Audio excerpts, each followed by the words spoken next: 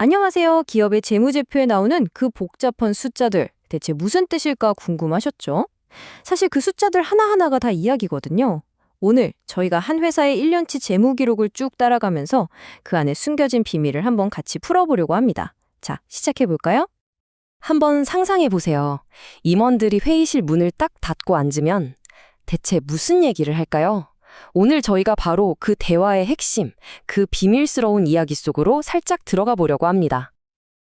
네, 맞습니다. 결국엔 다 돈 이야기죠. 오늘 저희는 가상의 회사 하나를 정해서 1년 동안의 여정을 함께 따라가 볼 건데요.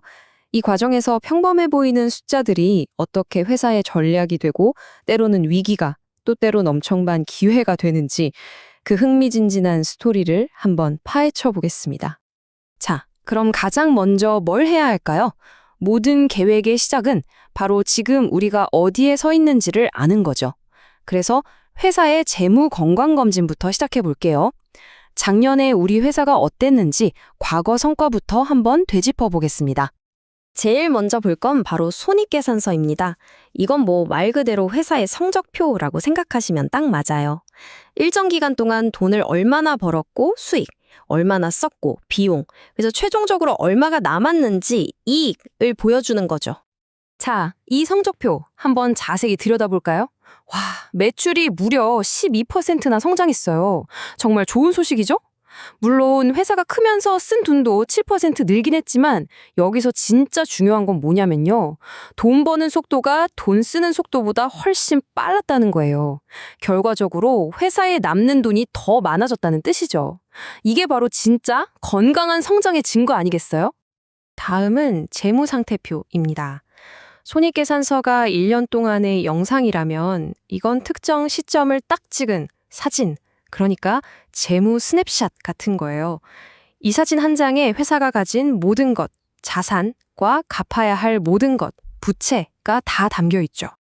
이 스냅샷을 보니까 뭘 알 수 있냐면요. 회사의 재무 체력이 훨씬 더 튼튼해졌다는 겁니다. 유동 비율이 높아졌다는 건 쉽게 말해서 갑자기 돈 쓸 일이 생겨도 버틸 수 있는 총알이 더 두둑해졌다는 뜻이고요. 부채 비율이 낮아졌다는 건 빚에 덜 의존하게 됐다는 거니까 이건 뭐 아주 긍정적인 신호죠. 자, 마지막으로 현금 흐름표. 이건 그냥 회사의 가계부라고 생각하시면 아주 쉬워요. 장부상 이익이 어떻고 이런 거 말고요. 진짜로 현금이 어디서 들어와서 어디로 빠져나갔는지 그 돈의 흐름을 아주 적나라하게 보여주는 거죠. 근데 여기서 진짜 놀라운 게 뭔지 아세요? 미래를 위해서 새로운 장비 사고 소프트웨어에 투자하느라 돈을 꽤 많이 썼거든요. 그럼에도 불구하고 핵심 사업에서 벌어들인 현금이 무려 15%나 늘었다는 겁니다. 이건 뭐 이 회사가 정말 돈 장사를 잘하고 있다는 아주 확실한 증거죠.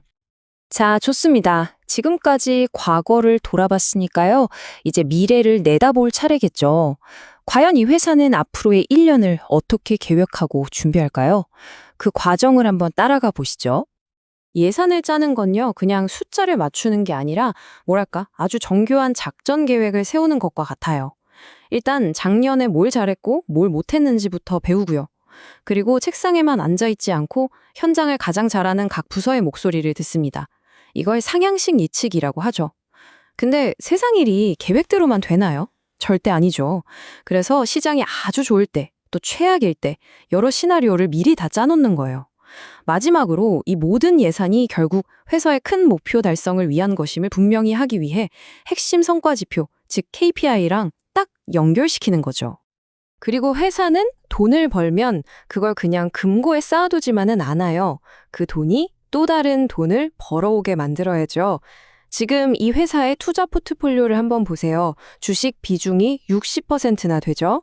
이건 회사가 어느 정도 위험을 감수하고서라도 높은 수익을 노리고 있다는 뜻이에요. 하지만 그렇다고 올인하는 건 아니고요. 안정적인 채권이나 만약을 대비한 현금도 가지고 있으면서 균형을 잘 잡고 있는 거죠. 하지만 내부적으로 계획을 아무리 꼼꼼하게 세워도 회사 밖세상은 정말 예측이 불가능하잖아요. 그래서 재무팀은 마치 레이더 기지처럼 외부 환경을 24시간 감시해야 합니다. 물가가 오르는지, 금리는 어떤지, 저 멀리 다른 나라에서 전쟁이 나지는 않았는지, 그리고 요즘엔 ESG 같은 새로운 투자 트렌드까지 이 모든 변수들을 놓치지 않고 지켜봐야 하는 거죠. 자, 이제 1년의 재무 여정에서 가장 흥미진진한 부분으로 넘어가 보겠습니다. 바로 회사가 큰 그림을 그리고 과감한 성장 전략을 실행에 옮기는 단계입니다. 때로는 내부적으로만 성장하는데 한계가 오기 마련이거든요.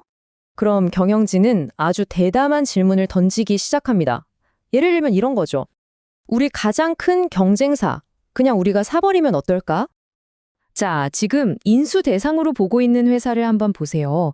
요즘처럼 성장이 어려운 시기에 매년 15%씩 꾸준히 성장하고 있어요. 와, 이 숫자 하나만 봐도 정말 탐나는 회사죠? 근데 진짜 대박은 이겁니다. EBITDA 마진이 22%래요. 용어가 좀 어렵죠. 쉽게 말해서 이 회사가 세금이나 이자 같은 거 다 떼기 전에 순수하게 사업 자체만으로 버는 돈이 엄청나다는 뜻이에요. 이건 뭐 사업 자체가 그냥 황금알을 낳는 거위나 다름없는 거죠. 자, 또 다른 큰 도전이 있습니다. 바로 5천만 달러를 투자해서 아시아 시장에 진출하는 거예요. 근데 이 큰 돈을 어디서 구하죠? 방법은 몇 가지 있어요. 그동안 벌어놓은 돈을 쓰는 게 이자도 안 나가고 가장 싸겠죠. 하지만 그럼 그 돈으로 할 수 있었던 다른 좋은 기회를 놓칠 수도 있고요. 아니면 여러 은행에서 돈을 모아 빌리는 방법도 있어요. 이건 단장 쓰기엔 유연하지만 나중에 금리가 오르면 어떡하죠? 보시다시피 모든 선택에는 얻는 것과 잃는 것이 있죠. 성장이라는 게 꼭 밖으로 영토를 넓히는 것만을 의미하진 않아요. 안으로 더 단단해지는 것, 그것도 정말 중요한 성장이죠. 자, 지금부터는 회사가 어떻게 내부를 다지고 각종 위험으로부터 스스로를 지키는지 한번 살펴보겠습니다. 요즘 기업들은요, 보이지 않는 적들과 매일 전쟁을 치르고 있어요.